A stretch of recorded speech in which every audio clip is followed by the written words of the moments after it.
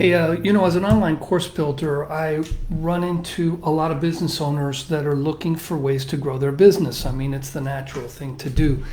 Could be that they're successful in one city or one local market, and now they want to replicate that into another market. It could be that they've got an established, base of customers, and now they want to figure out ways to sell, cross-sell, and sell more to the same people. And by the way, that's probably one of the best ways to grow your business is really do more business with people that already know, like, and trust you. Now, when people jump into building their first online course, sometimes they think that it's like an isolated over to the side thing. It's something new. It's something that requires almost a rethinking of their business. And there is some of that, but oftentimes I recommend that people run their online course as a new way to teach what they're already teaching anyway.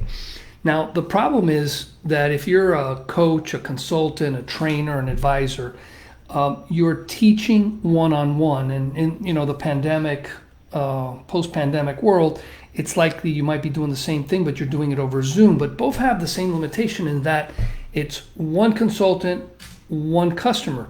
So there's a couple things you have to do because there's only so many hours in the day.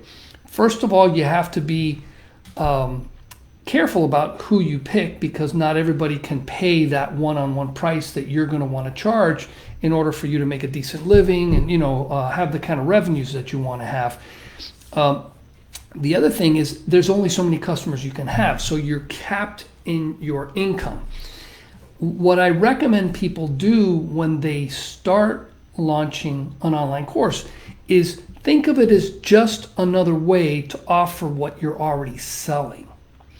And this new way of doing things is not going to have that limitation of it's completely limited by your hours because you can teach a group of people all at the same time. You can go with a group coached format. You can go with a combination do it yourself with some sort of support, possibly using online, office hours, kind of like, think of a college professor. I have office hours at certain times, and those are the times that you can ask me questions.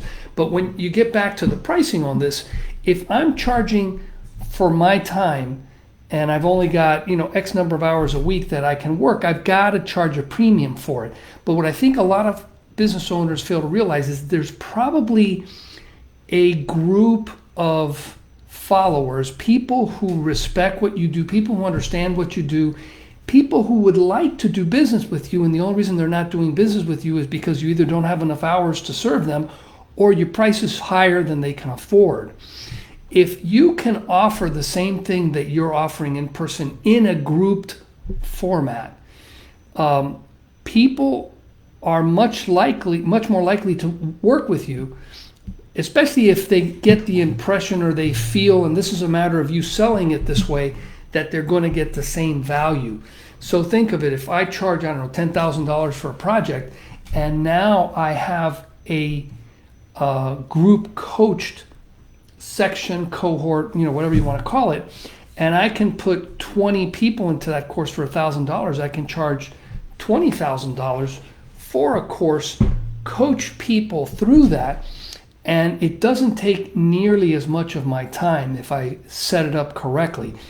What I like to tell business owners to do when they're doing this is consider your online course like the textbook. It's the foundation for your course. It's where you're going to send people to get the majority of their lessons. You can offer, let's say, weekly lessons where you cover some of that material. But if you record some really good videos, you format your course right, you partition your lessons up into short, I like to call them micro courses, so that no one video is longer than maybe 10, 12 minutes. People go through that, and it could be that you have maybe a cohort of 20 people go through it. They're all going through it at the same pace, so they're all going through the same lessons at the same time, and then you, during your weekly meetings with them, cover that material, or maybe you ask people to send you their questions the day before your presentation so you can kind of prep for, you get an idea of where people's heads are at. And that's how you provide support, you provide a feeling of a group, and you're better leveraging yourself. Now, if you start recording your material, and that's something I always recommend, there's a couple things you can do. First of all, if someone misses a class, it's a great way for them to get caught up. Hey, just listen to the recording. But if you use a lot of tools, and like rev.com is one, for a very low price, you can get the transcripts. Now you can start indexing your archives. You can come up and add, maybe headings. If you know you're going to cover at minute 10 some topic, you can create index on top of the regular indexing that you would with a search like a search tool. And now you start building a knowledge base that people can tap into. And you can make that available as part of the course, especially as you migrate from a coached version of the program to a do-it-yourself 100% hands-off. And then you can offer multiples. You offer a complete do-it-yourself, you offer a coached version, and then you offer consulting services. Something that a lot of people realize after they've started doing this is that a lot of their customers start with their coach program, maybe even look at a do-it-yourself version. That course is selling you, it's showcasing what you know, it's building trust and confidence in you, and you can take advantage of that to sell your premium consulting services.